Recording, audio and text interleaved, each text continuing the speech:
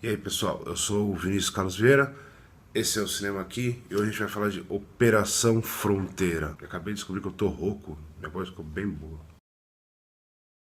Antes disso, só um pequeno parênteses, né, pra posicionar talvez quem ainda reclame, tipo Steven Spielberg. Então essa vai pra você, Steven. Operação Fronteira é um filme lançado pela Netflix, diretamente pro streaming, né? Ele não vai passar no cinema. Por que a gente tá falando dele aqui? Quando a gente fala de cinema, a gente não tá falando só do filme que estreia lá, né? Então, hoje tem uma produção grande de filme fora das salas, né? Steven Spielberg tá lá reclamando disso em termos de Oscar, que não poderia ser indicado. Cannes já faz um esforço para que isso não aconteça, mas era o mínimo irresponsável alguém da imprensa, né, da mídia, ignorar que exista esse movimento, que exista uma produção sendo feita, principalmente na Netflix hoje, né? Diferente do que a gente pensa há, sei lá, 20 anos atrás, 30 anos atrás, e até um tempo atrás com a HBO faz muito isso também. A gente não tá falando de filme feito pra TV, a gente não tá falando de aquele filme que tem uma produção menor, atores menos interessantes, diretores com de carreira, e aquela cara de filme pra TV, né? A gente não tá falando disso, a gente tá falando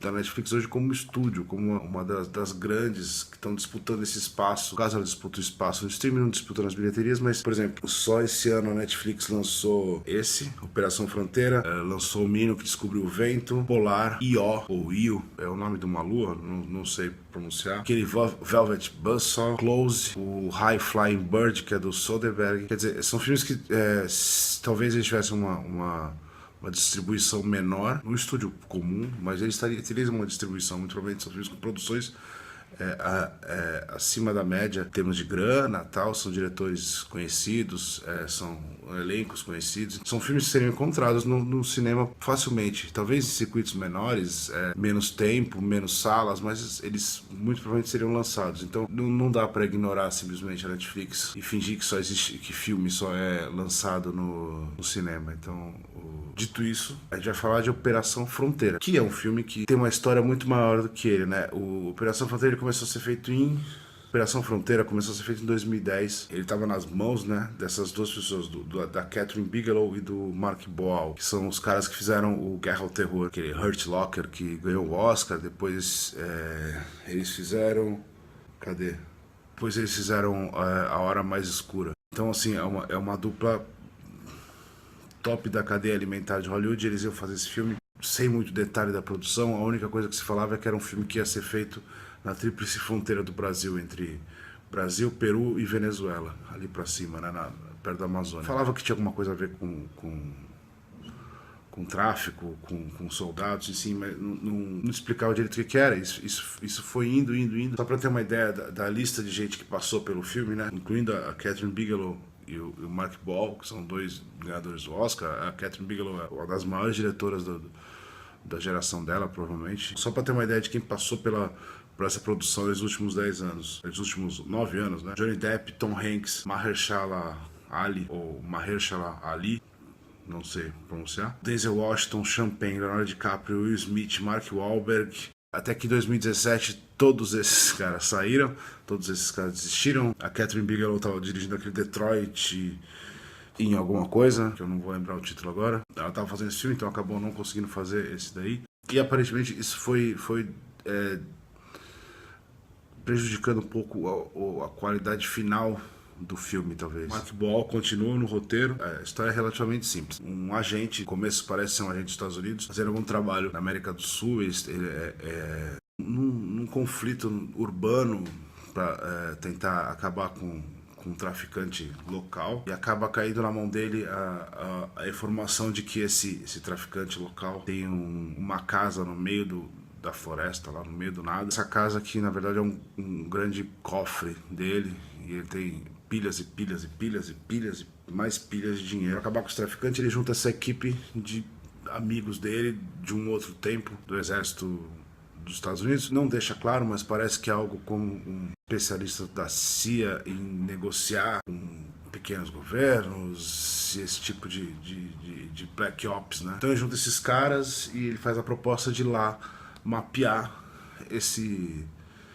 lugar para ter uma ação depois junto com o exército local. O que acontece é que eles acabam descobrindo uma série de falhas no sistema de segurança desse cara, e enxergam a possibilidade de assaltar esse traficante e essas pilhas gigantes de dinheiro. É sobre esse assalto que eles organizam e o jeito que eles fogem, né, dessa ação. O filme parece ser vendido como sendo sobre um assalto, mas talvez o que é bom pro ritmo do filme, ainda que seja sobre um assalto, o assalto ocorre muito rápido, e aí o resto do filme é eles tentando escapar através dos Andes para chegar no oceano. Os especialistas de geografia podem até reclamar, mas infelizmente para eles não tá certo mesmo. Naquela fronteira ali, eles vão de helicóptero, passando os anos de chegar no Oceano Pacífico, né? Especialistas em geografia, me perdoem, mas vocês estão errados. O filme é perfeitamente possível. Se a floresta é daquele jeito ou não, eu não sei. Nunca fui na floresta na Amazônia, mas essa parte reta, fazer uma reta para chegar na costa, por cima dos Andes, existe a possibilidade. O filme trava um pouco nisso, e isso é um problema.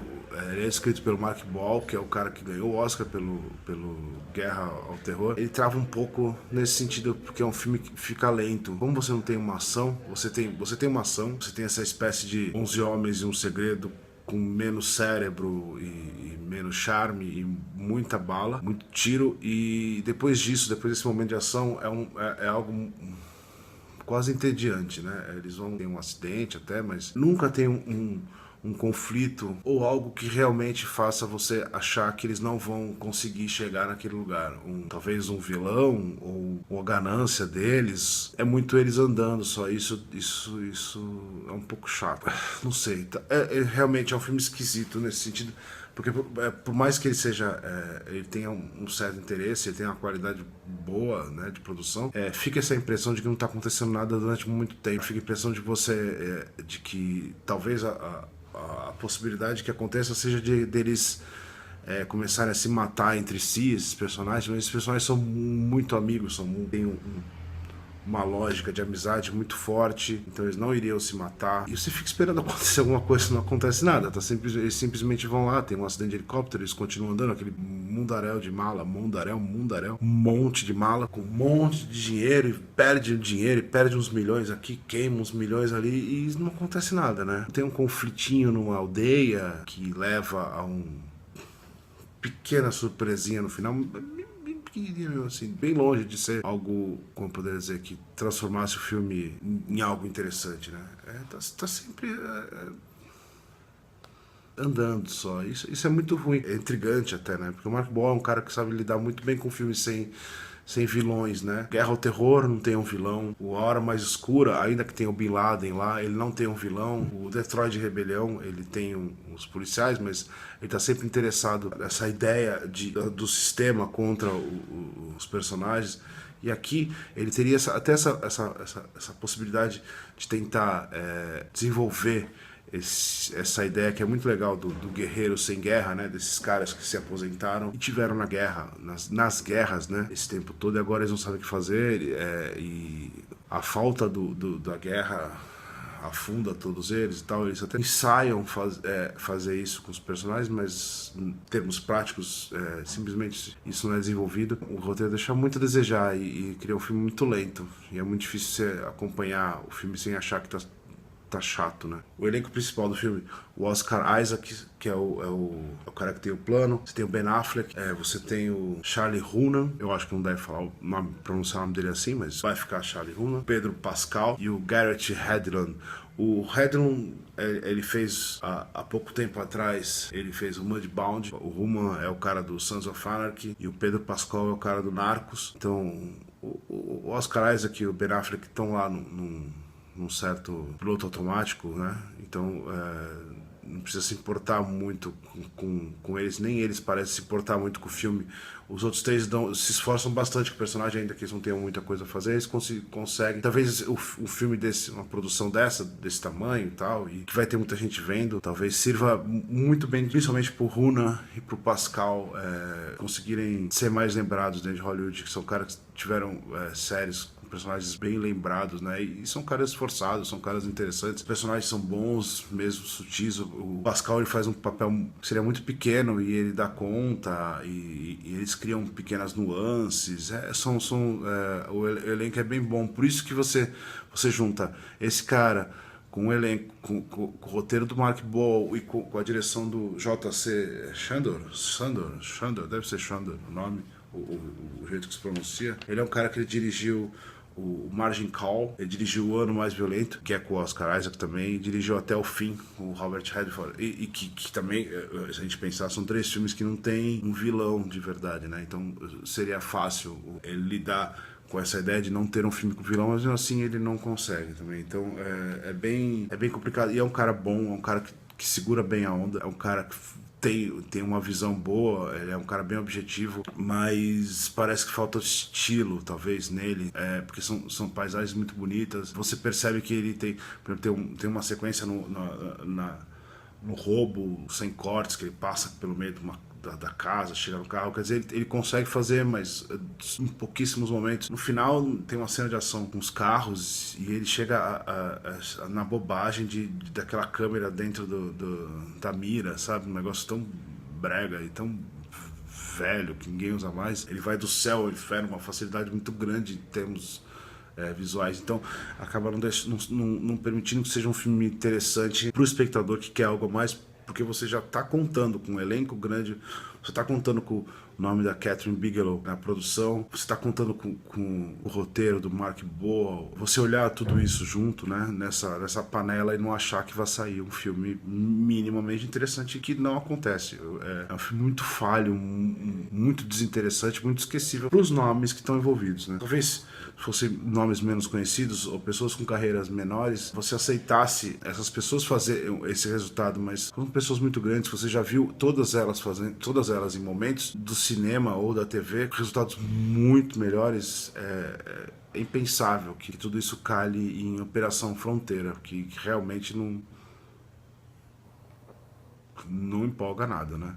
Então é isso, a Operação Fronteira é um filme, uma produção muito grande, que talvez tenha se autodestruído no tempo todo que ficou, né, sendo discutido, e elenco que sai, elenco que entra, e roteiro que sai, roteiro que corta, roteiro que volta. Então produção e direção some e volta, muito, são 9 anos de produção quase. Mesmo com tudo isso, você vê um produto final com gente que poderia fazer muito melhor. Então é um filme que decepciona porque são essas pessoas que estão fazendo, e com certeza absoluta elas poderiam fazer algo muito, muito melhor.